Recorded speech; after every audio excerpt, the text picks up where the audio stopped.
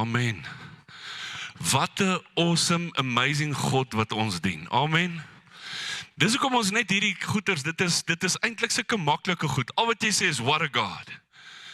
In die ou dae het ons 'n liedjie gesing, pastoor, what a mighty God we serve. What a mighty God we serve. Is net soos what a God. What a mighty God, what a God. Is net 'n klein bietjie minder woorde, want ons jong mense van vandag, hulle like klein woorde, klein kort goedjies. Amen. Ek wil nie baie van julle tyd vat nie. Ek het pastoor gevra om net voor die tyd dat ek net gou-gou vir julle ons nuwe lidmate kan lees. For those of our new congregation members that is here, I'm just going to read your name. You're going to come to the front. We just want to introduce you to our family, and then you can have a seat again, and we're going to introduce them again on the second service. Amen. Jammer ek het oor Engels toe gegaan, maar dit is Engelse mense. Okay, so first one that I'm going to call up is Pepetsi Kwale, and then Selina Kwale, Yulander Makwena, okay, Resi Gefetsu Mokwena, and then Amu Nteni, Soli Ntene, and then Tulisiwa Semelani, Malubugeng Silani, then Andre Skeepers, how's that one in between? Then Michelle Dichabe en Onulirena Dichabe. Het julle gehoor my kyk vir my. Amen. Guys, thank you. These are the ones that decided to at least come. I really appreciate you. So that we can introduce them to the family. Pastoor, as jy vorentoe kan kom, en kan ons hulle net groet, al die pastore, dat ons net vir hulle sê baie geluk, en dan gaan pastoor vir ons oorneem. We just want to thank God that you are here. May you be blessed. We're going to do this again in the second service, and I believe that we're going to have an awesome time together. Amazing family. Welcome everybody. Let's give them a big hand. Amen.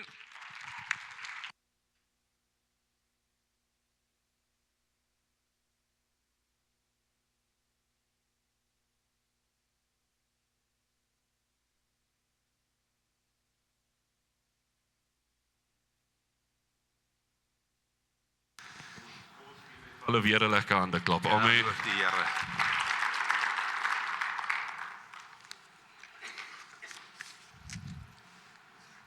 Is julle bly om my te sien?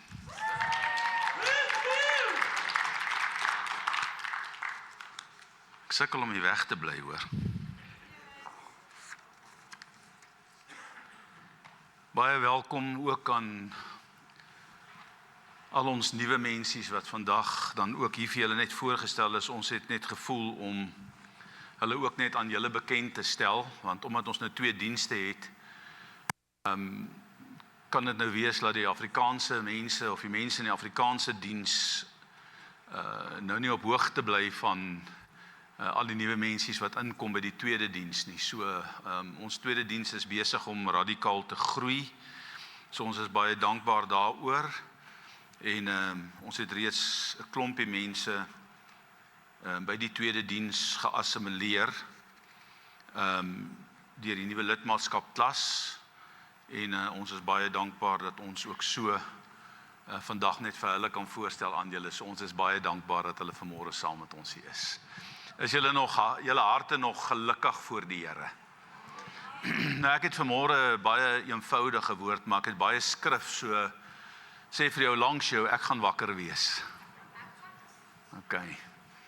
Ek hoop nie die Bybelgenootskap gaan met my raas nie, want jy mag mos net 'n sekere aantal verse in 'n dokument saam gebruik, maar hierdie hele dokument het ek 'n redelike klomp skrifte, want daar's 'n snaakse invalshoek.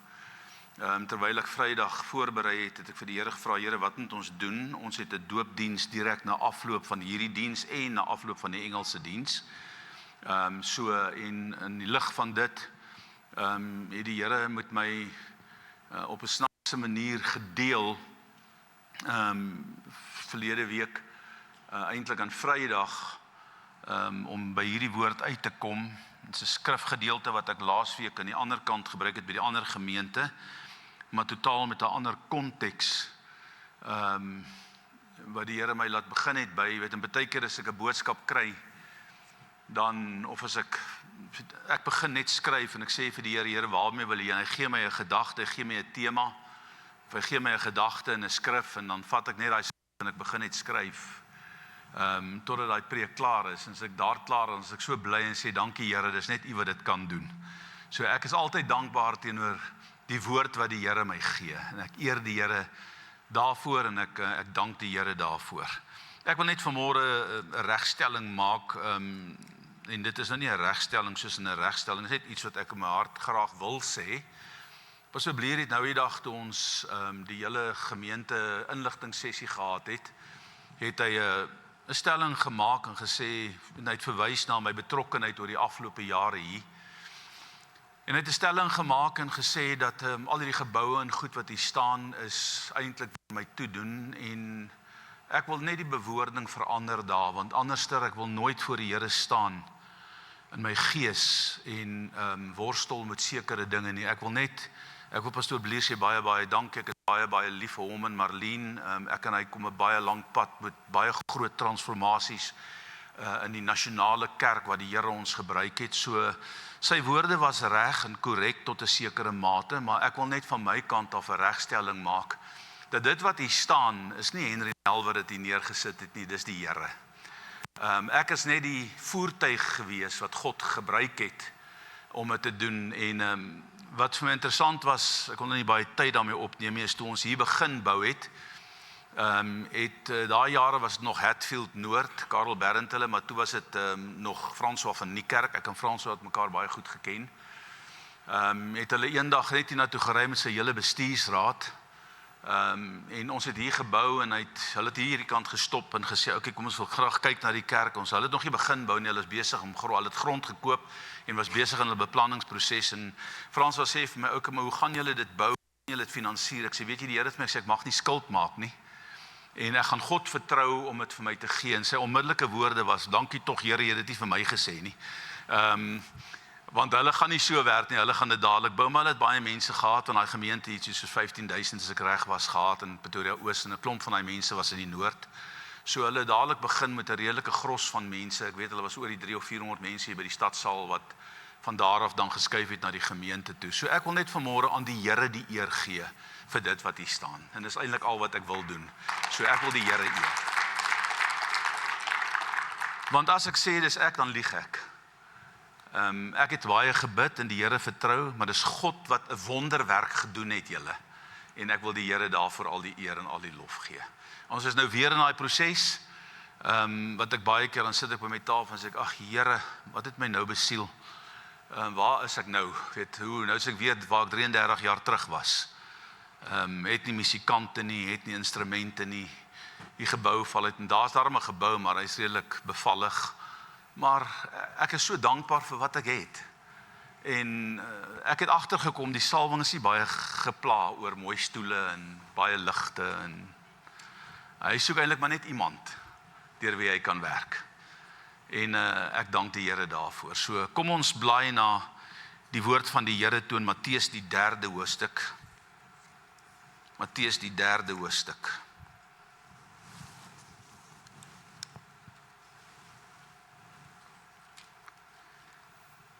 Vers 13 tot 17.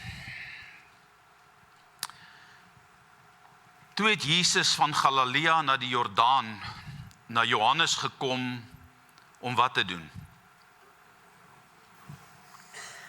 Om deur hom gedoop te word. Sê 'n bietjie gedoop te word. Maar Johannes het hom ernstig teëgestaan en gesê, ek het nodig om deur u gedoop te word. En kom jy na my toe? Maar Jesus het geantwoord en vir hom gesê, laat dit nou toe. Laat dit hierdie een keer toe. Want so pas dit ons, so pas dit my en so pas dit jou, om alle geregtigheid te vervul. Daarna het hy hom toegelaat en nadat Jesus gedoop was, het hy dadelik uit die water opgeklim en met eens gaan die hemele vir hom oop.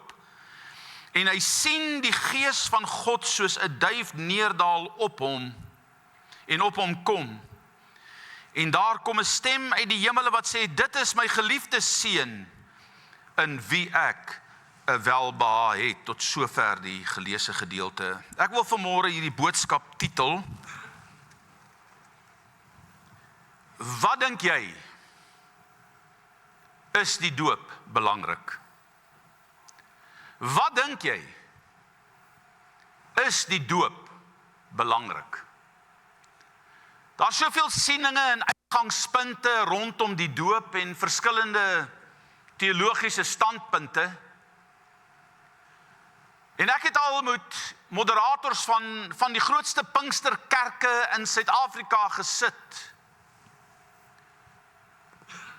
En die vraag het ontstaan dat, is daar enige saligheid of is daar enige reddingskrag binne die doop? En ouens sê nee.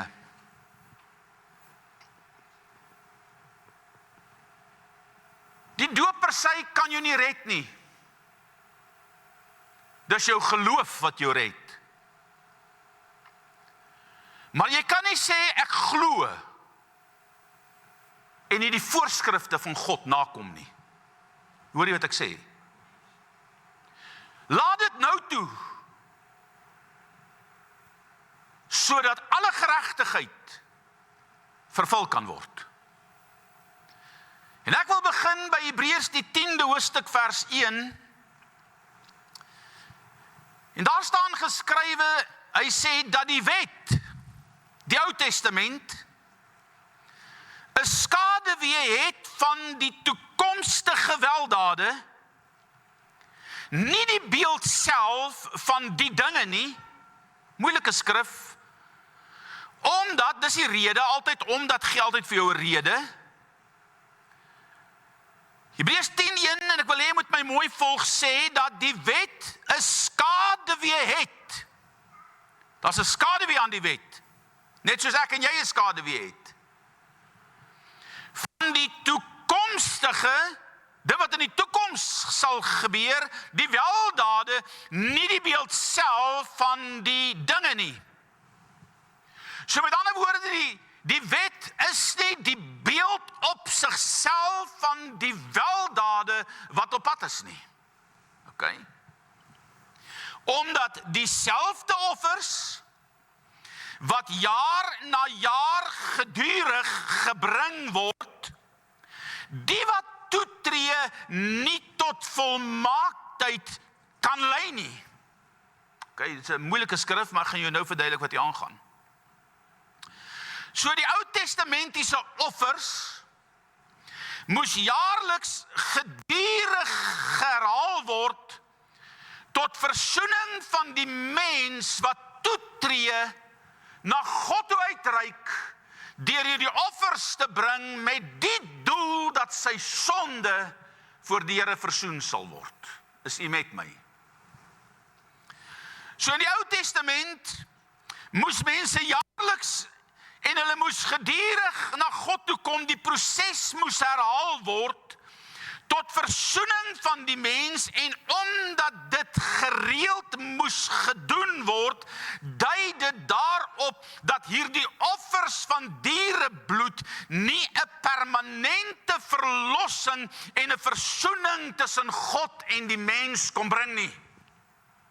Die feit dat die offers herhaaldelik moes plaasvind, sê vir jou, daar is 'n stuk onvolmaaktheid binne die bloed van diere om die bloed van 'n mens los te koop.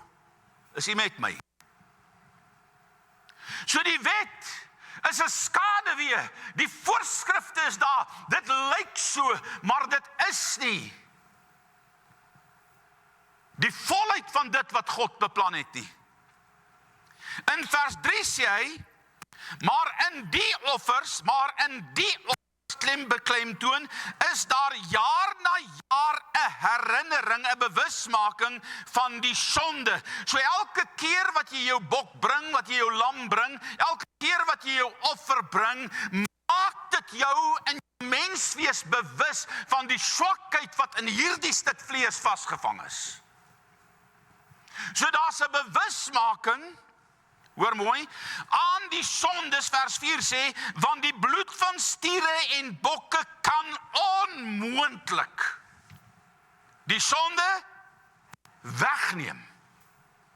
Dit kon versoening bewerk, maar dit kon nie die sonde wegneem nie. Nou maak vers 5 'n radikale verklaring oor Jesus Christus se aardse koms. En hoor wat sê hy? Daarom sê hy, as hy, dit is God in Christus, Immanuel, daarom sê hy, as hy in die wêreld inkom, dubbelend. Wat sê hy? So wat sê Jesus wanneer hy in die wêreld inkom?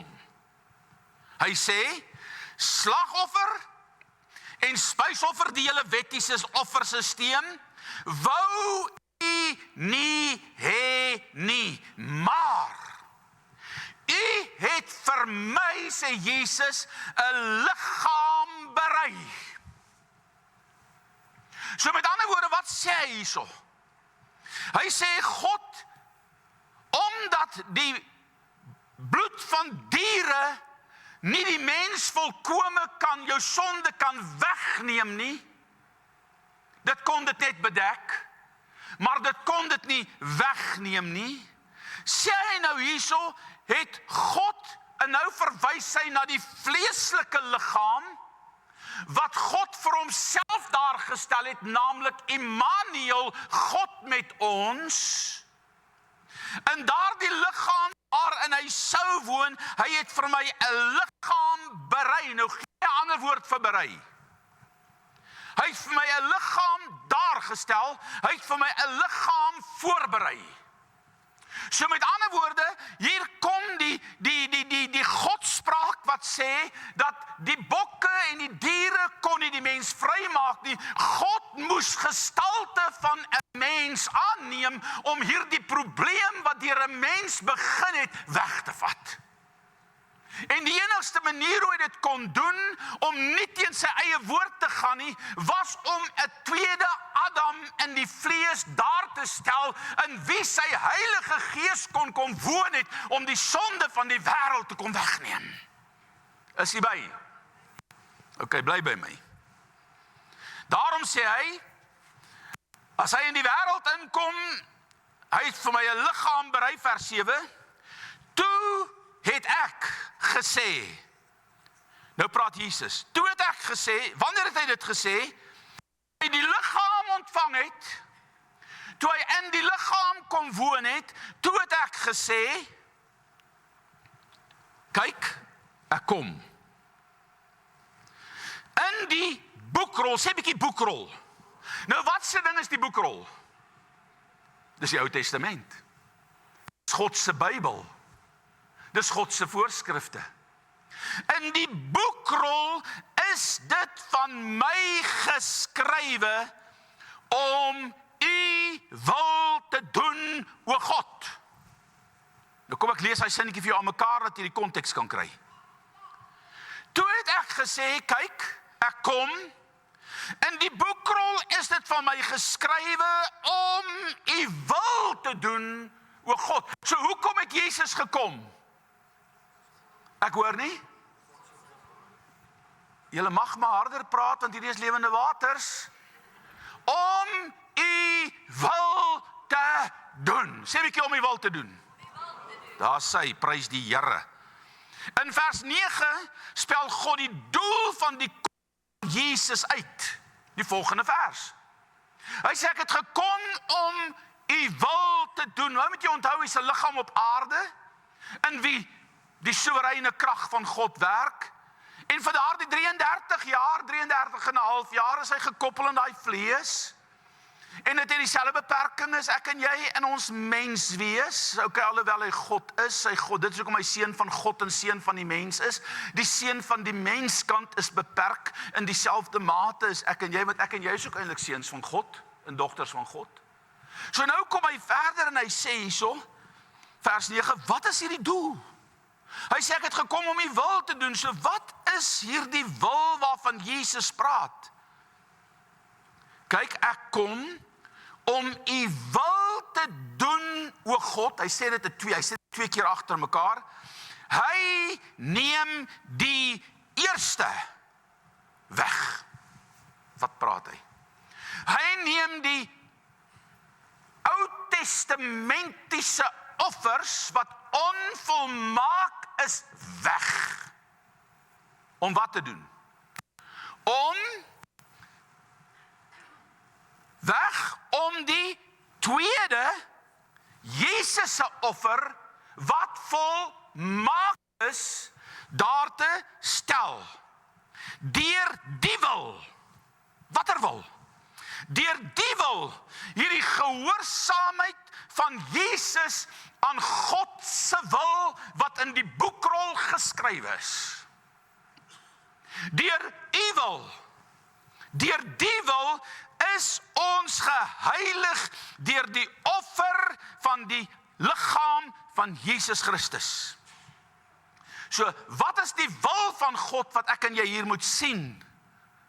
Dit wat geskrywe is oor Jesus, het hy kom vervul, omdat die eerste offers nie volmaak was nie, moes deur sy eie bloed die prys kom betaal, kind van God, sodat die offer eens en vir altyd vir almal wat glo volmaak kan wees. Is jy by? Wat sê al hierdie woorde vir my en jou? Kom ek som dit vir jou op. Die Ou Testamentiese offers was 'n skaduwee na Jesus se koms toe. Dit moes jaar na jaar gebring word, omdat die bloed van 'n lam ons sonde kon wegneem nie. Dis die tweede ding. Die derde ding. Daarom het Jesus gekom om God se volkome wil uit te voer in gehoorsaamheid deur sy eie bloed te kom stort. Is jy nog met my? Die vierde ding. Hierdie gehoorsaamheid lei hom tot die kruis, waar hy sy lewe aflê en sy bloed stort as 'n volmaakte offer wat eenmaal vir altyd gegee is, vir elke een wat die dood wil vryspring deur geloof om weer met God versoen te word. So kan jy sien, hierdie geskenk is vir alle mense, maar daar is 'n keuse aan gekoppel of jy dit wil vat en of jy dit nie wil vat nie. Die verlossingsplan is vir almal. Enige mens kan dit kry, enige mens kan dit gryp, enige mens kan toetree daartoe. Hoe? Deur Jesus se volmaakte offer. So met ander woorde, jou geloof moet wees in dit wat op die kruis plaasgevind het. So hoor mooi. Is ons geheilig deur die offer van die liggaam van Jesus? Dit bring my vanmôre by vandag se boodskap. Luister mooi. Net soos Jesus se lewensdoel in God se boekrol opgeskrywe is. Sê bietjie, sy lewensdoel is opgeskrywe in God se boekrol. Het ons dit gelees, ja of nee? Het ons dit gelees, ja of nee? Ek het gekom om u wil te doen wat in u boekrol oor my geskrywe is. Kyk nou mooi. So net soos Jesus se lewensdoel in God se boekrol opgeskrywe is my en jou lewensdoel ook in God se lewensboek opgeskrywe. Nou is jy verbaas. So met ander woorde, jou naam staan in God se boek. Dit maak nie saak hoe mooi jy is nie. Dit maak ook nou nie regtig saak hoe lelik jy is nie. Nou as jy dink soos 'n lelike mens nie. Hulle is ten minste oulik. OK? As vet mense, ja. Jy hoef nie ver te soek nie. Maar ons noem hulle groot mense. Die ander is nog, hulle sukkel om groot te word. OK. So hoor mooi. Jou en my naam is opgeskryf in God se boek. Pastoor, waar val jy uit? Waar kom jy uit? Kom ek lees dit vir jou. 'n Baie bekende Psalm van Dawid. Psalm 139 vers 13, want U het my niere gevorm, my in die moederskoot geweef, vers 15, my gebeente, my body, my liggaam, was vir u nie verborge, toe ek in die geheim gemaak is nie.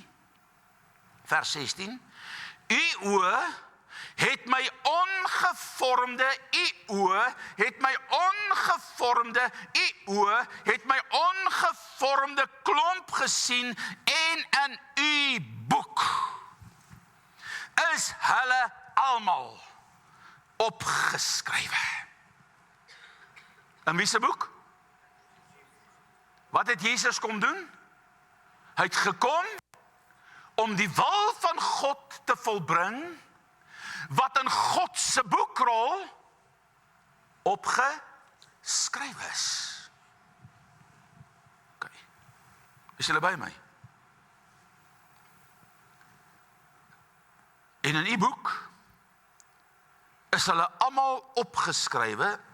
Wat is die almal opgeskrywe? Wat is dit? Hy sê dit net in die volgende deel van hy sin. Dae, nie eendag nie, dae, lewensjare, lewensdae, my dae. Weet jy het dae? Weet jy het lewensjare? Okay. Dae, Pastor Janie Botha is afgelope week oorlede. Nou, hy was 'n dosent toe ek op Bible College was, en hy het 'n kragtige salwing gedra, daai ou. En hy is in die week wat verby is hy oorlede. Hoekom? Want sy dae het uitgeloop. Okay, hoor jy wat ek sê? Hy sê, want in die boek is hulle al opgeskrywe, dae, my lewensdae, dat alles, sê 'n bietjie alles. Wat is alles? God se doel vir my lewe. Dat alles bepaal was, toe daar nog geen een van hulle daar was nie. Wie is die hulle? Jou lewensdae. So wanneer het God jou lewensverhaal, wat hy wil hê jy moet wees en moet doen, wanneer het hy dit in sy boek opgeskrywe? Voordat jy in die geheim gemaak is, het hy jou ongevormde klomp gesien, en hy het jou voorberei vir 'n spesifieke taak. Is julle by my? Wat jy in jou lewensjare moet volbring. Die vraag wat ons moet antwoord op die parallel tussen Psalm 139 en Jesus se lewe in Hebreërs 10. So ek moet 'n parallel kan vind tussen daai twee gedeeltes. As Jesus sê, ek het gekom om God se wil te doen, wat in God se boek oor hom geskrywe is, en die Bybel sê dat ek in jou naam ook geskrywe is, en my lewensdae, God se beplanning vir my lewe, want ek gaan dan sê, hoe wonderbaarlik is dit nie alles nie? Dan moet ek vandag verstaan, as God, as Christus gekom het om die doel te vervul, wat is my en jou verantwoordelikheid? Ek moet kom om God se wil te doen, wat in sy boek oor my lewe beskryf is. Is julle nog by my? Okay. So met ander woorde, hier sien ons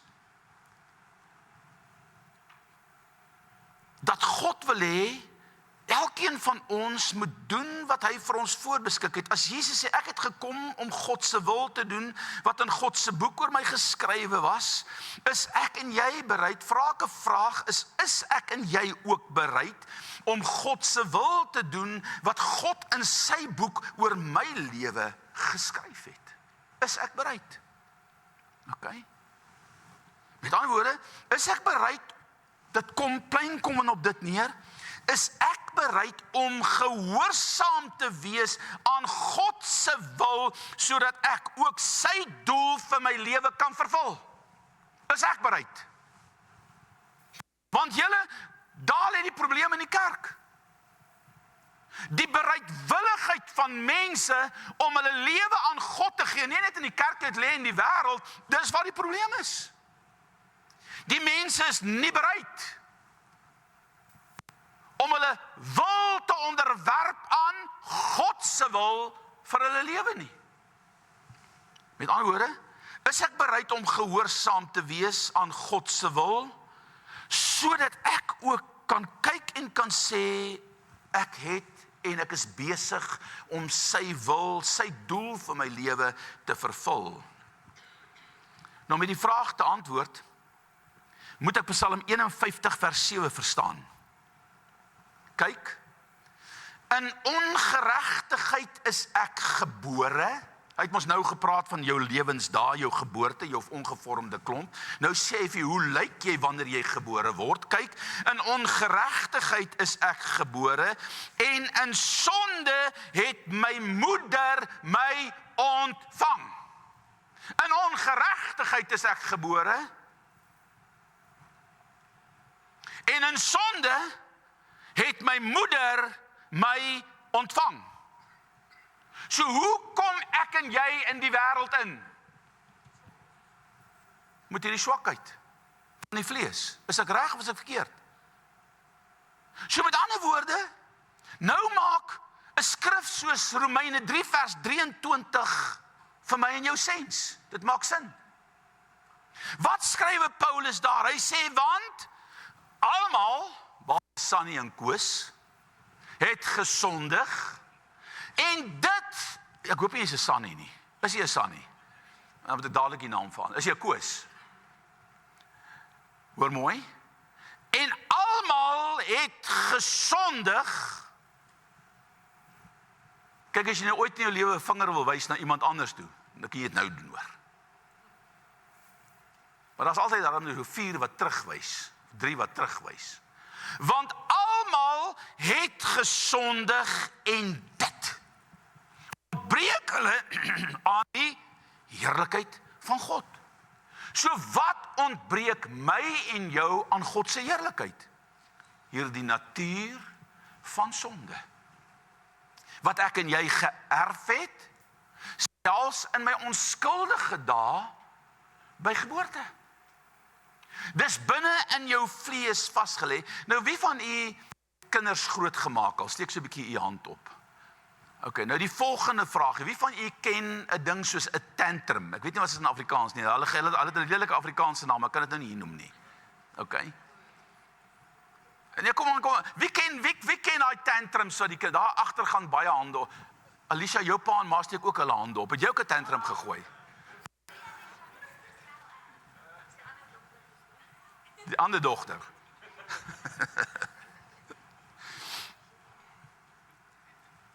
Waar kom daai triks vandaan? Hulle kon dit seker by die ma geleer het, ja.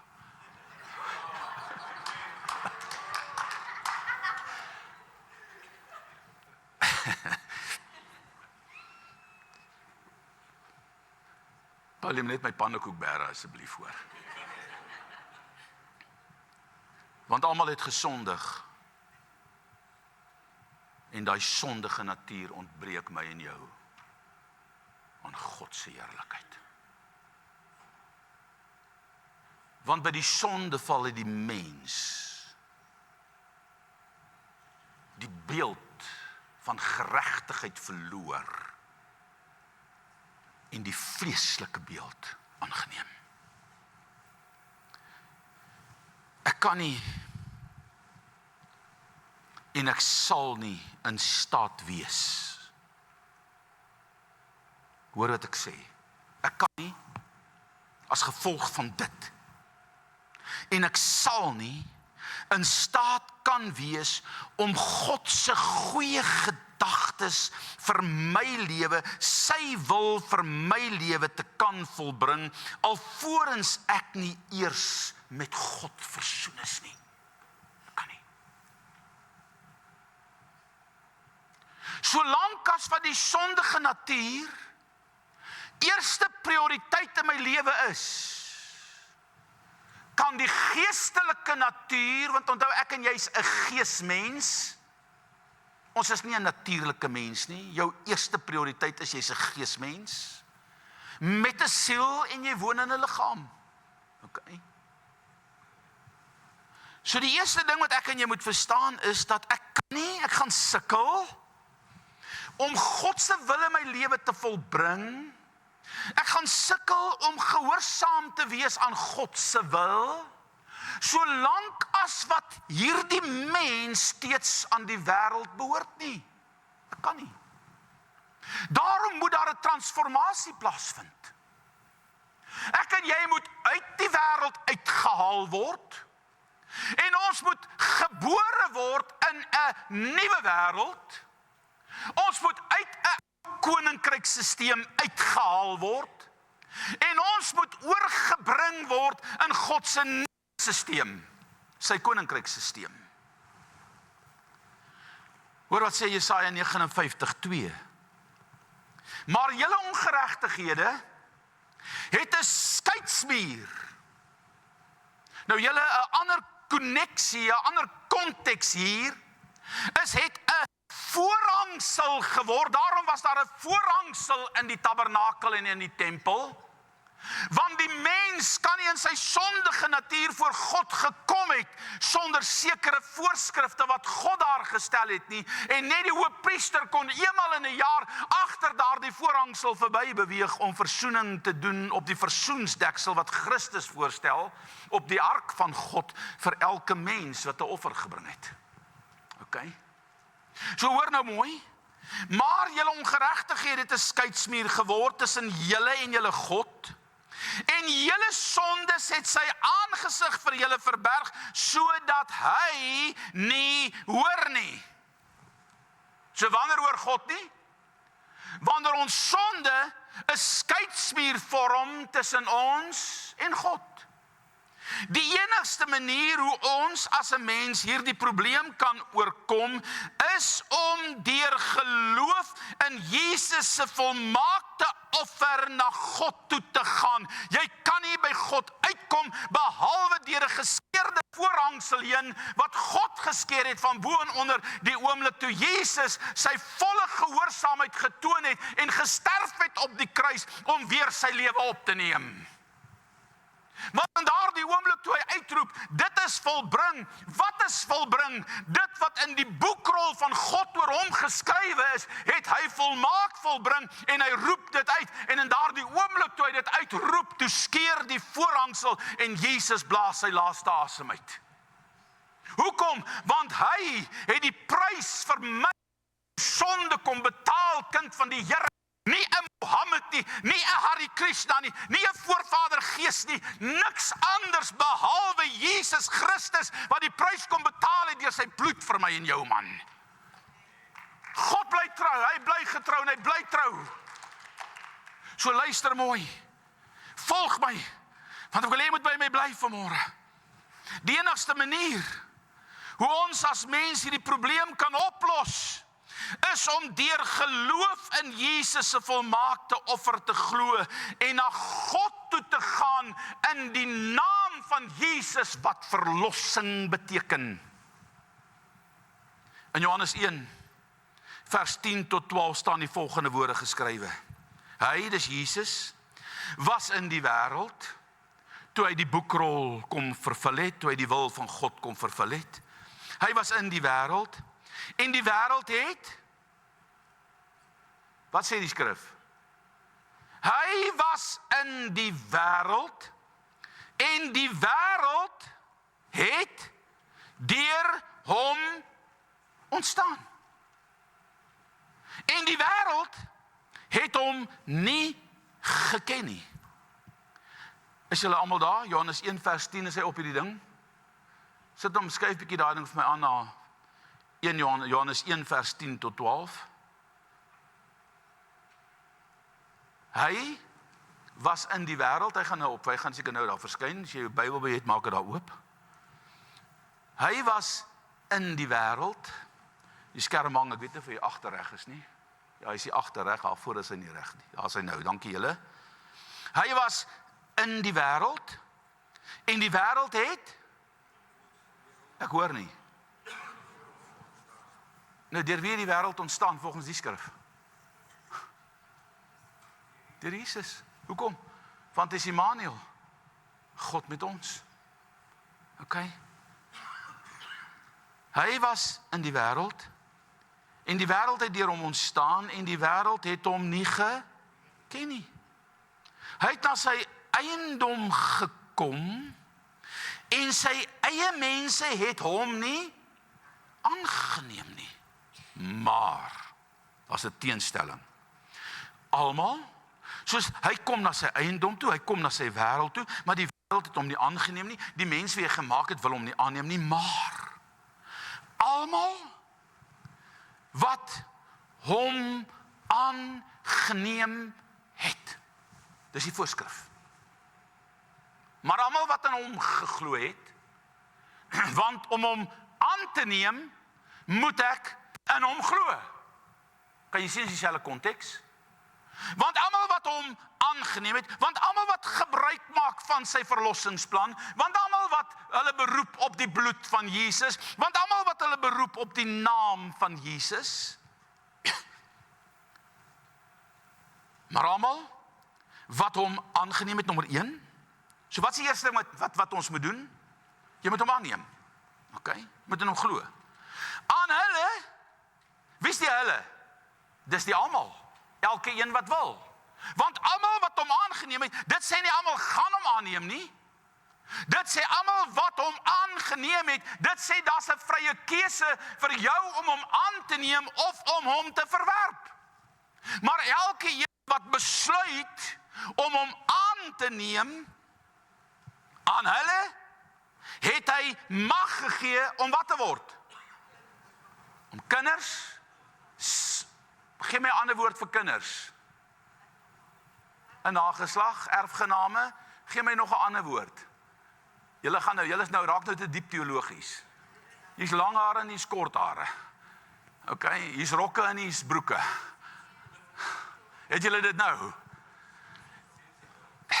Ek sukkel met julle. Maar almal wat hom aangeneem het, aan hulle het hy mag gegee om seuns en dogters van God te word. So wat is ek en jy? Sy seun en sy dogter. Wanneer word ek 'n seun en 'n dogter? Wanneer ek hom aanneem, okay? Wanneer ek die mag uitoefen om in geloof na Jesus te kom en te sê, Here, ek maak gebruik van jou versoeningsoffer. Ek kom na my Vader deur u toe u middelaar op aarde is, of was. En aan almal het hy mag gegee om kinders van God te word. Nommer 2, kyk eens nommer 2. Aan hulle wat in sy naam, wat sê hy? Glo. Dis die volgende vers, né? Almal wat hom aangeneem het, sê 'n bietjie aangeneem. Het hy mag gegee om kinders van God te word aan hulle wat in sy naam glo, sê naam glo. Kyk nou mooi, wat is hierdie naam? Jesus, Jehovah, Jahweh, noem dit soos jy wil. Een is Grieks, een is Hebreeus, een is Engels of Latyns, okay? Almal wat in sy naam glo, wat nie uit die bloed of uit die wil van die vlees, okay, man en vrou, uit die bloed of uit die wil van die vlees of uit die wil van 'n man nie, maar uit God gebore is. So wat volgens die skrif is God se wil? Dat sy kinders alleen kinders kan word deur Jesus aan te neem, in sy naam te glo en dan hierdie laaste een uit God gebore word. Okay? Is julle by? So as 3 voorskrifte wat ek en jy moet doen. Voor ons die wil van God kan volbring, moet elke mens eers Jesus in geloof aanneem, nommer 1. Nommer 2, jy moet sy naam bely wat verlosser beteken, met ander woorde, in hom is die verlossing. En die derde ding is, jy moet uit God gebore word. Dan sê Johannes 1 vers 13 vir ons baie spesifiek. Daar moet 'n wedergeboorte plaasvind. So met ander woorde, Jesus sê vir ons in hierdie vers dat jy moet Jesus aanneem, jy moet in sy naam glo en dan moet 'n geestelike geboorte in jou lewe plaasvind. Julle, onvermydelik, dit is God se wil vir elke mens se lewe en die oomblik wanneer jy deur hierdie proses gaan, dan lyn jy op met wat in die boekrol oor jou lewe geskrywe is en dan kan God jou begin gebruik ten opsigte van dit. Daar moet 'n wedergeboorte plaasvind. Jy kan nie anders 'n kind van God word as deur hierdie 3 goed nie. Wat beteken dit? Ons ou natuur is in ongeregtigheid ontvang en gebore. Psalm 51 vers 7, ons het dit nou gelees. En die enigste manier om van hierdie ou natuur ontslae te raak is deur geloof, en geloof vra 'n persoonlike bekering en 'n wedergeboorte. Dit vra geloof in Christus en wedergeboorte. Dis wat daai skrif sê. Jy kan nie 'n kind van God word op 'n ander manier nie. Jy moet in Christus glo, jy moet in sy naam glo en jy moet weergebore word. In Johannes 2 vers 23 staan, en toe Jesus in Jerusalem was op die Pasga, en dit is nogal interessant wanneer hy dit doen, op die Pasga. Nou wat is die Pasga? Dit was die fees van die ongesuurde brode. En wat is die fees van die ongesuurde brode? Dit is die fees van die uittog uit Egipte uit. Wat het hulle gespaar toe hulle uitgetrek het uit Egipte uit, dat die doodsengel hulle nie getref het nie? Die bloed van 'n lam. Okay? Wat hulle teen die deurposte moes stryk. En toe Jesus in Jerusalem was op die Pasga, met ander woorde die fees van die bloed van die lam, het baie in sy naam geglo. Wat het ons nou gelees in Johannes 1? Jy moet in sy naam glo. Hier sê hy weer in Johannes die 2de hoofstuk. En baie het in sy naam geglo, omdat, daar's 'n rede. Hoekom glo hulle in sy naam? Omdat hulle die tekens en die wonderwerke gesien het wat Jesus doen. So hoekom glo hulle in die naam van Jesus? Want met hulle eie oë sien hulle die bonatuurlike funksionering van die krag van God in hierdie mens, naamlik Christus Jesus. Omdat hulle die wonders en die tekens gesien het wat hy doen, nou wil ek net iemand iets verstaan. As jy nou 2 vers 23 sou lees wat op die skerm is, in jou Bybel, dan sluit daardie deel van die hoofstuk, dan sluit hoofstuk 2 af. Omdat die vertalers dit vir die mens makliker gemaak het om die verhaal te volg, het hulle opskrifte in die lewensverhaal van Jesus ingesit, sodat ek en jy dit maklik kan vind. Okay? So hoofstuk 2 sluit af met daai woorde, en toe hy in Jerusalem was op die Pasga gedurende die fees, het baie in sy naam geglo, omdat hulle die tekens gesien het wat hy doen. Hoekom glo hulle in sy naam? Hulle sien die tekens. Nou begin hoofstuk 3. En wat gebeur is, met daardie opskrif, wat tussen 2 en 3, met die nuwe hoofstuk wat begin, verloor ek en jy konteks van wat daar gebeur. Want jy begin asof dit 'n nuwe hoofstuk is, asof dit 'n nuwe deel is in Jesus se lewe. Alhoewel hoofstuk 3 'n uitvloeisel is van hoofstuk 2, en ek gaan dit nou vir jou wys. So om hoofstuk 3 te kan verstaan, moet ek hoofstuk 2 vanaf vers 22 lees, daar waar Jesus was, baie wonders gedoen het, en baie mense het in sy naam geglo.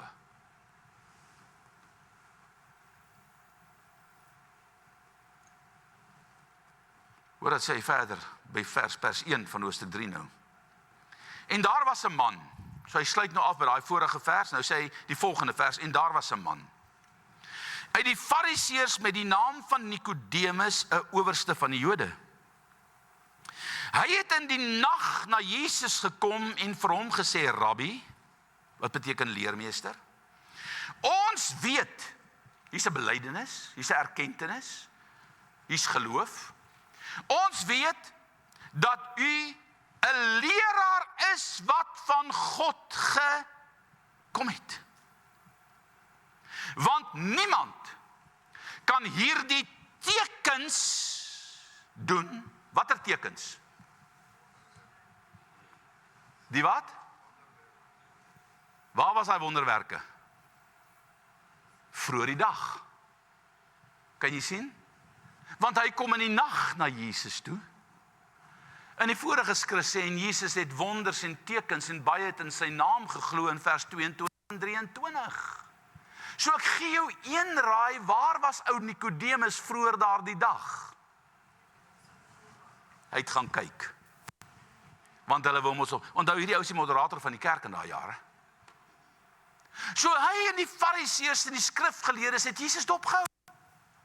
Maar hy sien wat daar gebeur en hy's raak hom en hy kan nie vir die ander ouens sê nie want hulle is almal teen Jesus, maar hier in sy hart is iets besig om te gebeur aan die Here. Hierdie man is besig om tot bekering te kom.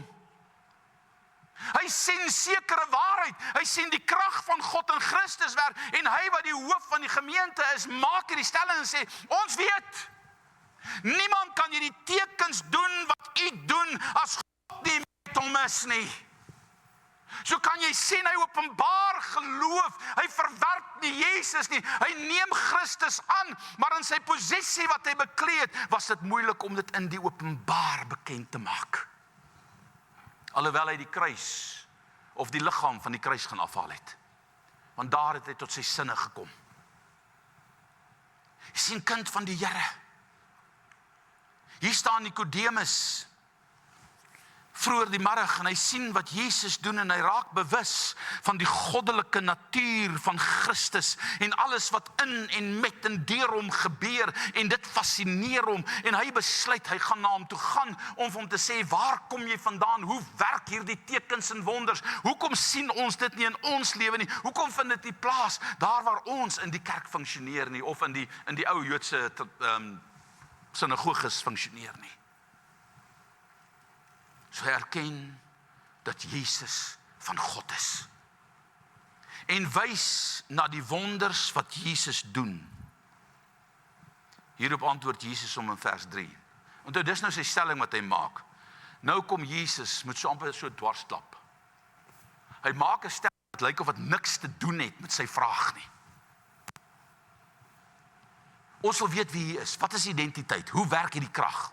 Ons weet, geen mens kan dit doen behalwe as God met hom is nie. Nou kom Jesus, nou antwoord Jesus om 'n snaakse, weird antwoord. Of het lyk in 'n geval, so dit is nie.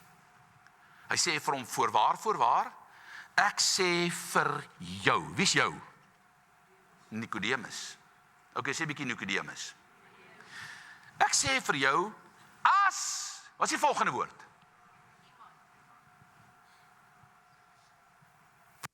Wie is iemand? Kom aan, praat met my. Almal, enige mens. Nikodemus, voorwaar, ek sweer, ek sê vir jou, as enige mens. Iemand. Nie weer gebore word nie, kan hy of sy die koninkryk van God nie. Die woord sien in hierdie konteks is insien, wat beteken verstaan. Nikodemus, dit help nie vir jou, ek sê vir jou wie ek is nie. Dit help nie vir jou, ek sê hoe die dinge werk nie. Dit help nie vir ek sê vir jou hoe die krag deur my werk nie. Want as jy nie weer gebore is as 'n geesmens nie, gaan jy in jou intellek dit nooit kan verstaan nie. Want my koninkryk is 'n koninkryk van gees en dit wat jy ken is 'n koninkryk van wêreld. Hoor jy wat ek sê? Voorwaar, ek sê vir jou, as iemand nie weer gebore word nie, kan hy die koninkryk van God nie sien nie. Wat sê Jesus vir Nikodemus? dat sonder 'n tweede, wat beteken die woord weergebore? Wat beteken die woord weer? Hè? 'n tweede keer. Tweede keer. As iemand nie weergebore word nie, as geen mens nie deur 'n tweede geboorte gaan nie, kan hy die dinge van die koninkryk nie verstaan en hy kan dit nie insien nie. Die woorde weergebore. Hoor my mooi, hy sê weergebore word. Met ander woorde is 'n proses. Hierdie woorde weergebore word sê elke mens moet weergebore word deur geloof in Christus Jesus. Okay?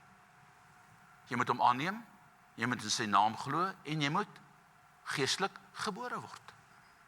Die vraag is hoe? Met ander woorde, wat behels wedergeboorte? Jesus antwoord dit in vers 4 en 5. Nikodemus sê vir hom. Hy sê dit nou vir Nikodemus, jy moet weergebore word. Nou staan hierdie ou hier, mens weet nou nie hoe lank hy was nie, maar kom ons sê hierdie ou was nou 1,8 meter lank. En hy was nou so 'n bietjie vet soos ek. En hy probeer nou 'n evaluasie maak, want jy moet nou weer 'n keer gebore word. Die woord geboorte, die woord gebore wat Jesus gebruik, vertaal hy soos in letterlik na die natuurlike geboorte toe. Okay, so dis nie 'n ander woord nie.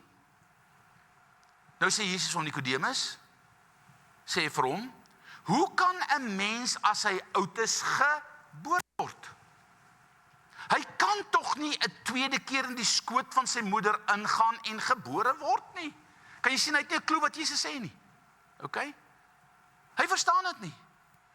So wat hoor Nikodemus? Ek moet in die tweede keer deur die skoot van my moeder gaan. So kan julle sien, die woord geboorte daar is by hom geen, dis nie 'n ander fancy woord of 'n vervangende woord nie. Hier's 'n weergeboorte, 'n tweede keer gebore word. Nou julle, die teoloë, daar's nou baie sieninge oor dit. Voorwaar ek sê vir jou in vers 5, gaan nou vir julle sê wat sê die teoloë. As iemand nie gebore word uit water en gees nie, kan hy die koninkryk van God nie ingaan nie. So hoe moet jy die koninkryk ingaan? Water en gees. Nou kom die teologie, en hulle sê die water is die woord, en daar's 'n skrif wat sê die water is die woord. In 'n ander konteks. Maar daar's ook 'n skrif wat sê die water is die gees. Nou sê hulle, daai geboorte verwys na sy eerste geboorte. Met ander woorde, Nikodemus, as jy nie gebore was 70 jaar gelede nie, gaan jy dit nie verstaan nie. Dit maak nie sin nie. Want die woordjie weer, Engels en Afrikaans, al die vertaling sê 'n tweede keer. Nou kom ek gaan vir jou sê, waar val daai teologie van hulle plat? Want as jy net verder in dieselfde hoofstuk aanlees, sê hy baie uitdruklik hier, en ek weet nie of ek dit nou gaan kry nie. Kom ons kyk dit vinnig hierso.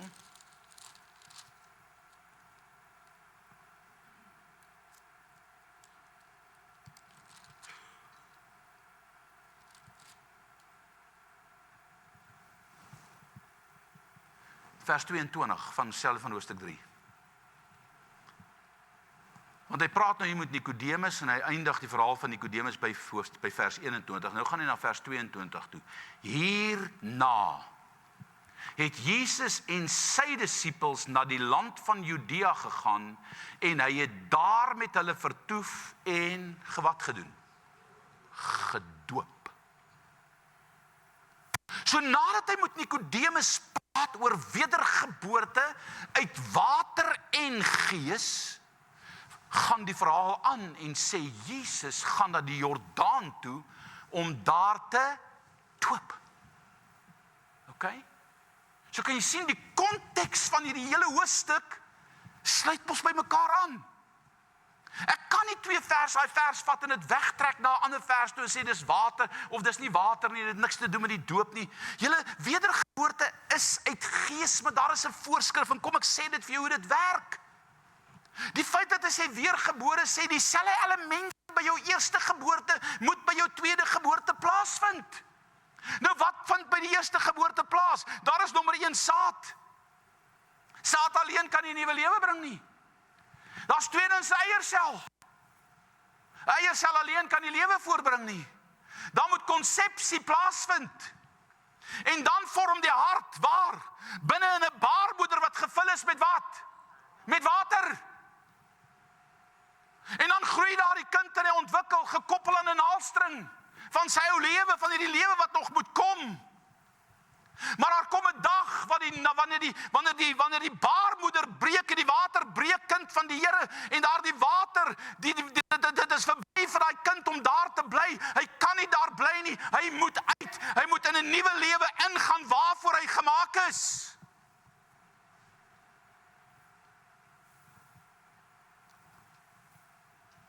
Nou kom ek verduidelik jou. Waarmee sal ek my woord vergelyk? Dit is so saad wat 'n saaier saai. Het ek saad? Yes. Ek kort 'n eiersel. En hy sal 'n gelykenis sê, en die wat langs die pad staan, die toehoorders, dis hulle wat die woord hoor, wat die saad hoor en ontvang. Party mense hoor dit hier, maar dit gaan daar uit. Ander mense hoor dit hier, maar dit gaan hart toe. Konsepsie vind plaas, bekering. Kan jy sien? So met ander woorde, daar is diegene wat die woord hoor en konsepsie vind plaas, bekering vind plaas. So nou het jy 'n nuwe lewe wat begin en die hartjie begin klop vir God. En dit ontwikkel kind van die Here soos jy gaan. Maar daar kom 'n dag wat ek en jy deur die woord, die water van God, sal leer en sal groei en sal opgroei tot op die dag wanneer die water, die doopbad wat 'n groot genoeg baarmoeder is om jou 5'8" lyf Nikodemus te kan hanteer. Wanneer daai water gaan breek, en dan word die kind gebore. En wat is die eerste ding wat die dokter doen? Hy sny die naaldstring en dan klap hy hom op die bout. En dokter Sonja Kok het my mooi verduidelik hoe dit werk. Die oomblik as jy die naaldstring sny, dan stuur daardie pyn die impuls na jou brein toe en sê vir jou, jy moet onafhanklik asem begin haal en daarom maak die kind en dan hoor jy die bek. Okay. En 'n nuwe lewe word gebore. Nikodemus, ek sê vir jou, jy moet deur die proses gaan waar jy nuut kan word en die enigste manier om dit te kan doen is by wedergeboorte. Die naaldstring sny as jy kry klaar met jou ou lewe. En weet jy wat, jy kan nie teruggaan soontoe nie. Hy haal jou uit die koninkryk van die duisternis en hy sit jou oor koninkryk van die lig van sy seer. Ek moet my haas, want my tyd is uit. Let op wat doen Jesus en sy disippels. Direk na sy gesprek. Hulle het gegaan en sy disippels na die land van Judea gegaan. Ek het dit vir julle nou gelees en hy het daar met hulle vertoef en gedoop. Vers 23 sien ons dat is dieselfde plek waar hy gedoop was reg aan die begin, net aan die ander kant van die rivier. Omdat daar baie water was, sê die Bybel uitdruklik. Nou julle, in die natuur is daar 'n baie mooi voorbeeld van dit. En dis 'n skoenlapper. Wil nie vir my daai video opsit asseblief van die skoenlapper nie. Kom ons kry dit net gou. Ek wil nie jy moet dink ek sê jy's 'n skoenlapper of 'n wurm nie. Okay? Sê vir jou langs ek is nie 'n wurm nie. Ek sal eerder 'n skoenlapper wil wees. Maar dis 'n proses. En daar's 'n ander een wat baie meer dit illustreer, maar ek wou dit gaan te lank vat, ek het nie tyd nie. Want ek moet nog mense doop. Het julle hom?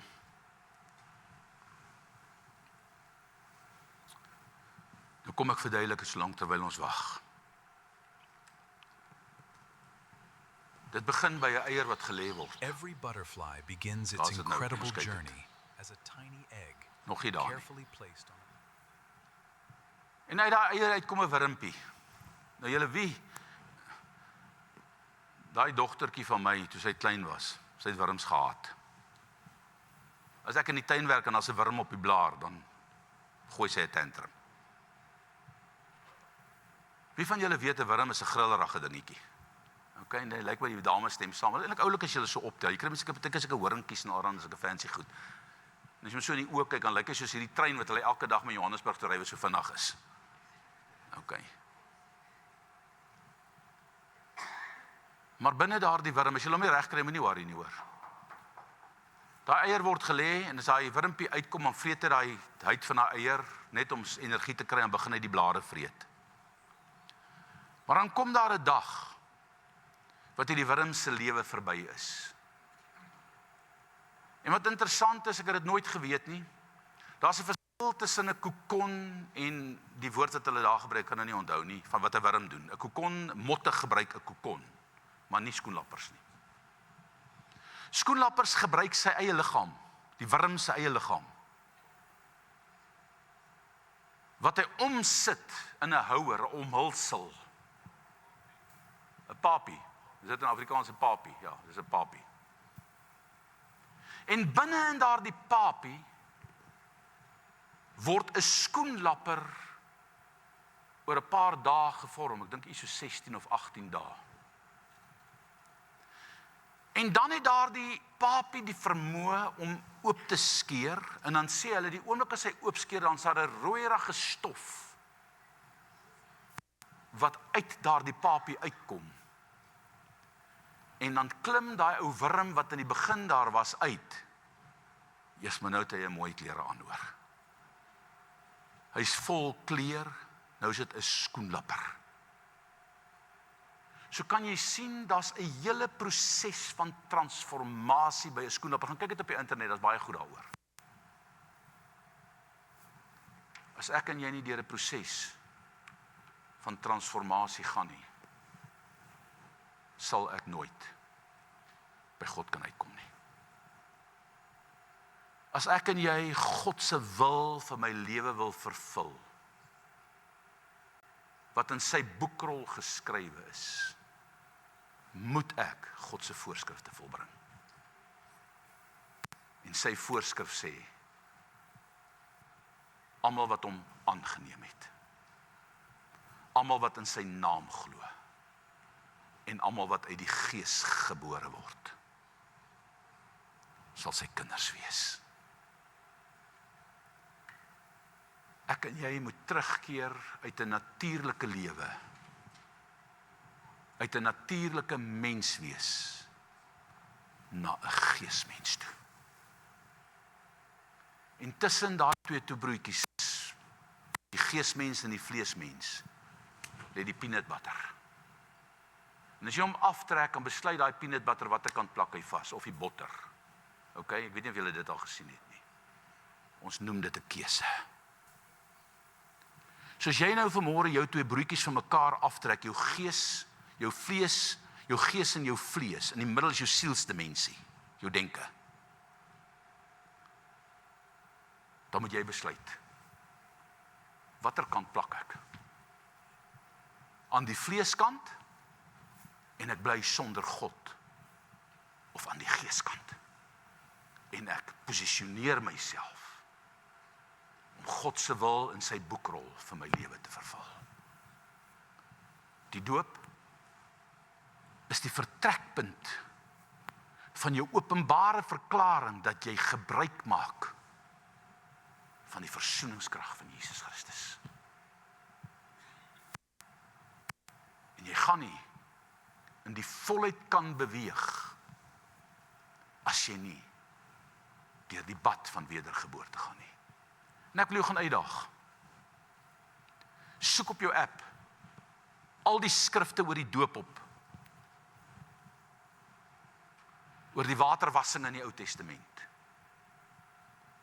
In die Nuwe Testament kry jy die doop altyd gekoppel aan die Heilige Gees.